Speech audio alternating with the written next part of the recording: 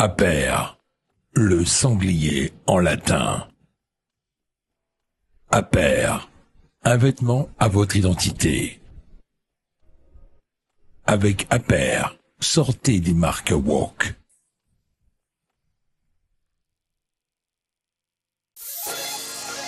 7h, 10h sur Radio Courtoisie, suivez la ligne droite. Bonjour Alice Cordier.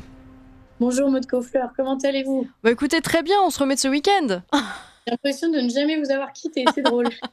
Vous, en tout cas, c'est votre voix qui vous quitte, j'ai l'impression.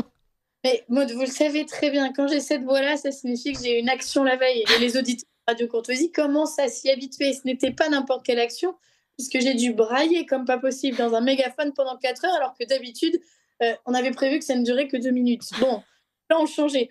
On va expliquer un tout petit peu à nos auditeurs. Ce week-end avait lieu la grande manifestation Nous Toutes. Donc, Nous Toutes est une association féministe reconnue d'État et qui organise tous les fins novembre une grande manifestation pour lutter contre les violences faites aux femmes. C'est une manifestation féministe. Donc, notre place, vous connaissez le combat du collectif Némésis qui est de lutter contre les violences faites aux femmes aussi en mettant l'accent sur certaines violences qui sont tabous, était donc de se rendre à cette manifestation. Nous sommes rendus, mais d'habitude, on se fait violenter. Ouais. Parce qu'il est au sein de ces manifestations qui sont quand même d'extrême gauche pour la plupart des organisations locales, qui participantes en tout cas, il y a cette idéologie qui est prédominante.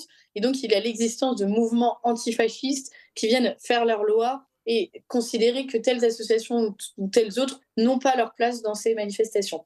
Donc, ça fait 5 ans qu'on existe. C'est la première année où, en fait, on a réussi à rester dans le cortège.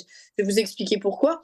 Tout simplement parce qu'on est arrivé à 80 jeunes femmes dans la manifestation et il s'avère qu'on a tout de suite été entourés par la police, alors même qu'on se rendait sur les lieux de la manifestation, qui nous ont plaqués contre un mur sur un trottoir. Alors moi, je me suis dit, ça y est, l'action est finito, on va rien pouvoir faire.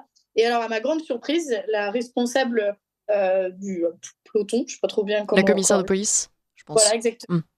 Venue me voir en me disant, écoutez, on sait qui vous êtes. Alors moi, j'avais essayé un petit peu de noyer le poisson en disant, non, des simples militantes comme les autres, on avait manifesté, ce qui n'est pas faux.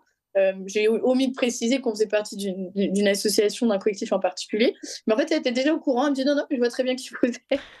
Malgré les perruques qu'on avait mises pour ne pas reconnaître dans la manifestation.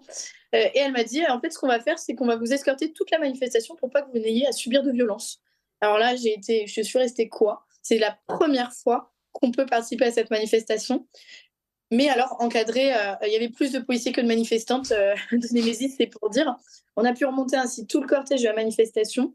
Alors, on était tenus à distance des autres manifestants pour éviter des mouvements de foule assez logiques parce que voilà, notre présence a suscité de vives polémiques au sein du cortège Nous Toutes. Certains manifestants ont décidé de partir en sachant qu'on manifestait avec eux. Il y avait la présence de députés comme Ercilia Soudé et Raphaël Arnaud, et c'était fou de pouvoir même les huer nous-mêmes, alors que d'habitude, c'est eux qui ont leur propre cortège et qui nous huent.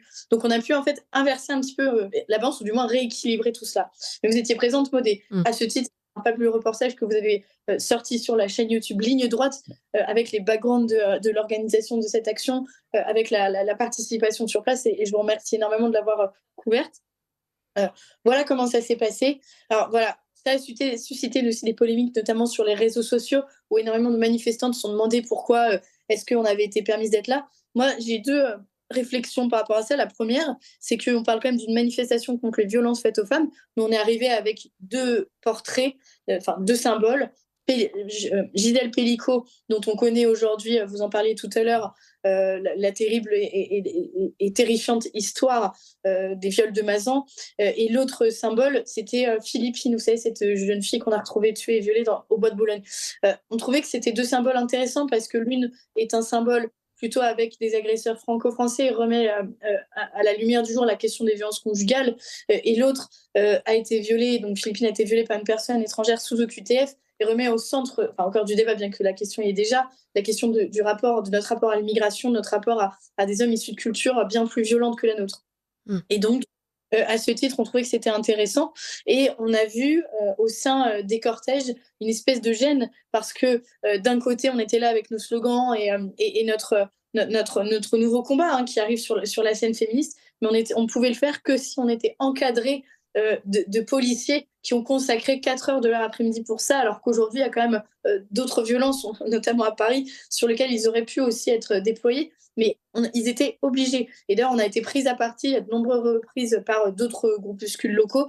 Il y avait même un groupuscule qui m'a choquée, puisque c'était un groupuscule de femmes juives décolonisatrices, donc plus ou moins pro-Hamas. C'est à peu près ce que j'ai compris. Et qui sont pris de façon très virulente à nous, alors qu'il n'y avait aucune raison de le faire. La deuxième réflexion que j'ai par rapport à ça, c'est que c'est une grande victoire. C'est une grande victoire parce que pour la première fois, une association comme nous a pu crier dans la rue de façon totalement légale et vraiment dans la continuité d'un cortège, des slogans pour exiger l'application des OQTF, des slogans pour dénoncer la violence de certains députés de la France insoumise, des slogans pour demander l'expulsion des délinquants et des violeurs étrangers, le fait de pouvoir aussi qu'il y ait une autre forme de féminisme qui arrive et qui veuille lutter contre les violences conjugales de façon ordonnée. Et donc, c'était à la fois très choquant de voir qu'on ne pouvait exister qu'encadré par des cordons de CRS, et à la fois, c'était une grande victoire parce que c'est la première fois qu'on pouvait manifester. Et j'en profite et je finis là-dessus.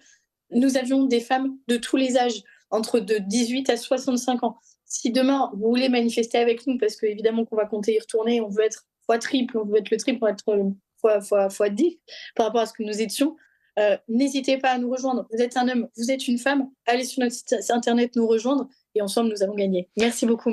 Et on précise, Alice Cordier, que effectivement vous étiez plus nombreuses que d'habitude puisque vous étiez 80 à manifester samedi. Et alors je voulais vous poser une dernière question, Alice Cordier, le fait que cette fois-ci, votre manifestation a presque été officielle, c'est-à-dire que d'habitude vous êtes vraiment marginalisé, on vous met dehors, vos actions effectivement ne durent que 5 minutes. Est-ce que ça marque un tournant dans votre militantisme, Alice Cordier ?